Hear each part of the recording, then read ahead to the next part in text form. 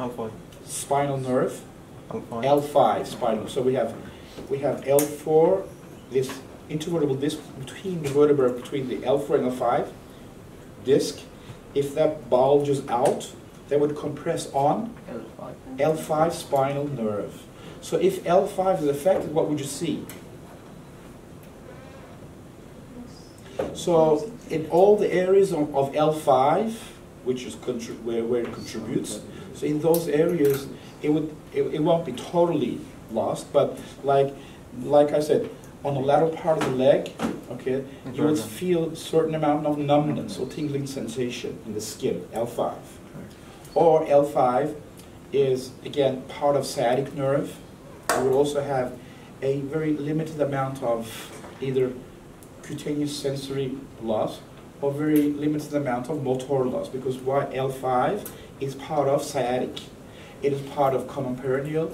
It is also part of tibial. So wherever that goes, you will also have a certain amount, diminished amount of sensation and motor activity. Okay, good. All right. Continue. Okay.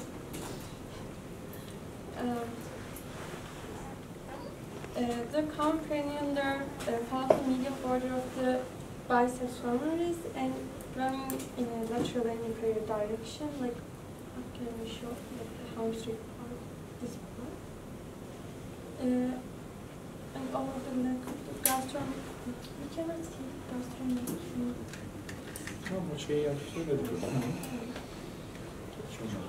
Okay. Sure.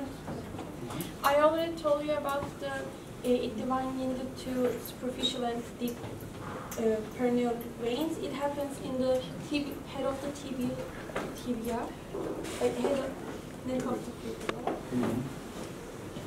It divides in here. Okay, it divides into superficial deep peroneal nerves at the head region, right? Right. And superficial peroneal nerve innervates the muscles of the lateral compartment, like peroneus brevis and longus. Right. We use this for the act of the evert the foot. Right. The deep peroneal is for the anterior compartment, and these are the tibialis anterior, extensor digitorum longus, extensor publicus longus, and peroneus tertius. It's for dorsiflex the foot and the extended digits. Also, we use this for the innervate some injured muscles of the foot, and that's it. Thank you. All right, thank you. Yeah. Şöyle devamını yapacağız ama ben önce tek bu şurasını yapayım sonra o da beklesin. Başlayalım. My name is Kutay and I will talk about common peroneal nerve injury. There are many causes and I will list them first. Fracture of the fibula, we all know about this, and also trauma or injury to the knee. And if I take the mage, if I take the mage to the knee, of course, fracture of the fibula may cause, it happens. And also I have patella on right there, so patellar dislocations, 33% chance of nerve damage. And also the most important thing, the patient may lose the ability to dorsiflex and evert the foot and extend the digits. What it means, I can't evert my foot, so I can't do this, and also I can make this dorsiflex. So crossing legs regularly may cause the common peroneal nerve injury, and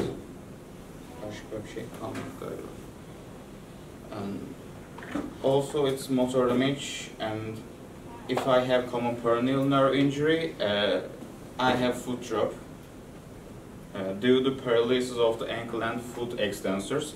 So I have like this foot.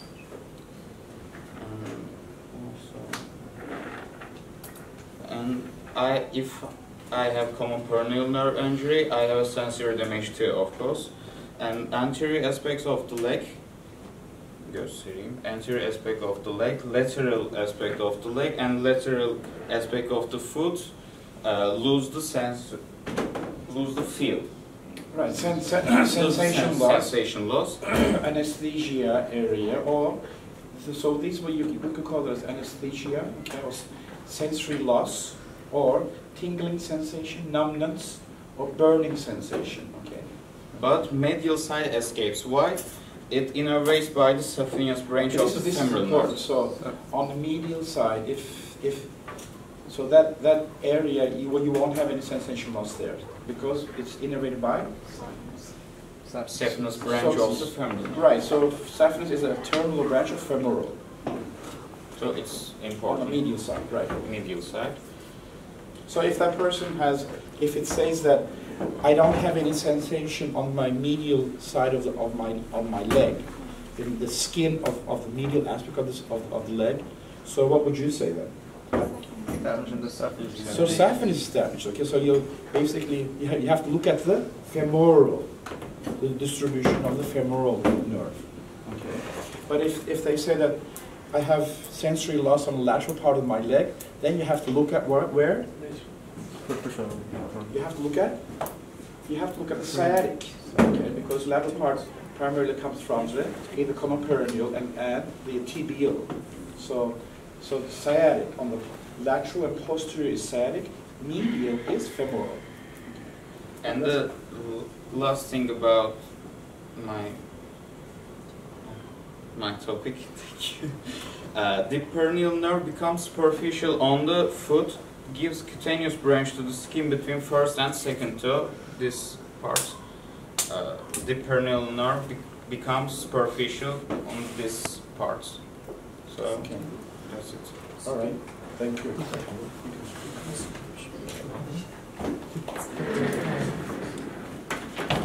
I am Shevval and I'm continue the common peroneal nerve injuries.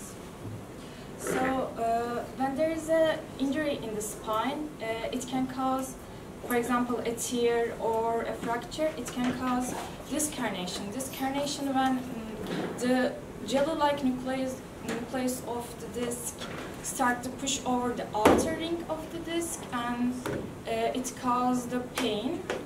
And if the L4 and L5 discs herniated, it's also cause common peroneal nerve injury, both the superficial peroneal nerve and deep peroneal nerve. And if that herniated disc pressure over the root of the L5 nerve, it also causes the foot drop. And the anterior compartment syndrome or shin splits.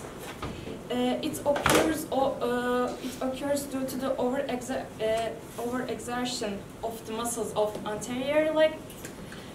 Those muscles start to swell, and that cause reducing in the blood supply, which cause also the pain and also ischemia.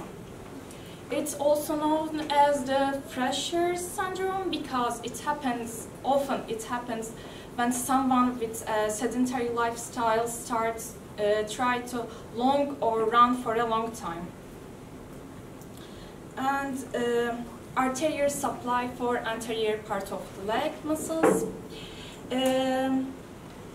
Anterior tibial artery supply blood to the anterior part of the leg muscles. It is a branch of popliteal artery, and it runs with the deep peroneal nerve. It passes through the upper opening of interosseous membrane, and it terminates when it passes the level of ankle joint and give a terminal branch, which called as dorsalis pedis artery.